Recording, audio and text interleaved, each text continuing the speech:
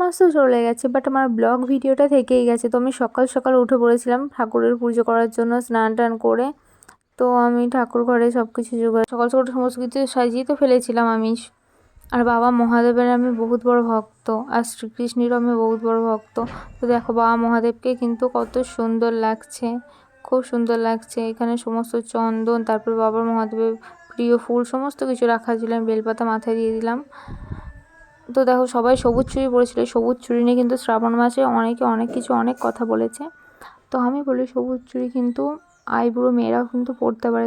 এটা নয় যে শুধু বিবাহিত তারা পরতে পারে এমন না, কিন্তু বিবাহিত মহিলাদের কিন্তু সবুজ চুড়ি উপহার দেওয়া হলে সেটা কিন্তু খুব ভালো শুভ মানা হয়। তো মেয়েরা সবুজ চুড়ি আইবুড়ো মেয়েরা যারা বিবাহিত নয় তারা পরতে পারে তার নিজের ও পরিবারের শুভ কামনার জন্য। সবাই পরে সেটা পরতে পারে, কোনো ব্যাপার না যে পরবে না। তো আরতি করার পর আমি ওটা দিয়ে দিচ্ছি। শ্রাবণ মাস বাবা মহাদেবের মাস, সেটা না করলে হয়? দেখো ফুল, তার মধ্যে আকন্দ ফুল ভুজি, তারপরে সমস্ত নৈবেদ্য, তারপরে সিদ্ধি আরও সব গুলে টুলে যা কিছু দেয় সমস্ত কিছু দিয়েছিলাম। আর বাবা মহাদেবকে দেখো দেখতে খুব সুন্দর লাগছিল, এত সুন্দর লাগছিল।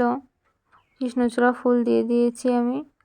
আর তার মধ্যে নীলকণ্ঠ, সাদা সাদা নয়নতারা ও বাবা মহাদেবের প্রিয় ফুল কিছু এখানে রাখা ছিল, কিন্তু ফুলগুলো আর বললাম না, সবই তো জানো। আর বলার মতো কিছু নেই, যেটুকু যা সাজিয়েছি সবই দেখতে পাচ্ছ, সেটুকুই করেছি। যেটুকু করা যায় বাবা মহাদেবের জন্য বাড়িতে বসে যেটুকু পেরেছি করেছি। মন তো চায় অনেক কিছুই করতে, কিন্তু সব কিছু কি আর করা যায়? দেখো আমি বাবা মহাদেবকে স্নান করিয়ে পবিত্র করে রেখে দিয়েছি। তারপর আমি কিন্তু মন্দিরেও গেছিলাম। মন্দিরে দেখো বাবা মহাদেবের সার এখানে ছিল। বাইরে মন্দিরেও কিন্তু আমি পুজো দিচ্ছিলাম, বেলপাতা ফুল, তো দুধ গঙ্গা জল একটু মাথায় ঢেলে দিচ্ছিলাম বাইরে। তারপর ঠাকুরের কাছে প্রার্থনা করছিলাম, প্রণাম করে নিলাম যে ঠাকুর সকলের ভালো করো, সবাইকে ভালো রেখো।